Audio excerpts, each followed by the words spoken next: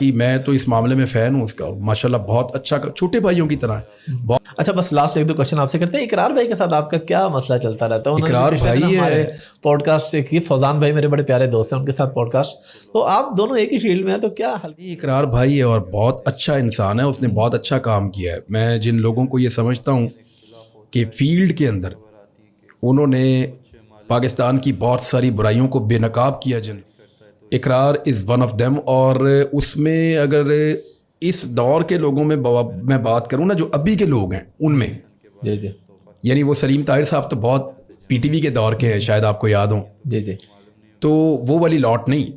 اس کے بعد جو ہماری موجودہ لاٹ ہے، اس کے اندر اگر کوئی آدمی لیڈ کر رہا تھا اس میں کہ آپ نے برائی کو بے نقاب کرنا ہے، تو وہ اقرار نے کیا ہے۔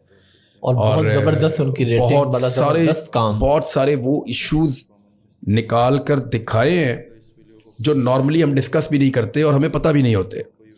تو یہ اس کی اقرار کی، میں تو اس معاملے میں فین ہوں اس کا، ماشاءاللہ بہت اچھا، چھوٹے بھائیوں کی طرح ہے، بہت پیارا ہے، لاٹیاں کرتا ہے کبھی کبھی، ٹھیک ہے۔ اچھا وہ مستی، وہ ظاہر ہے جہاں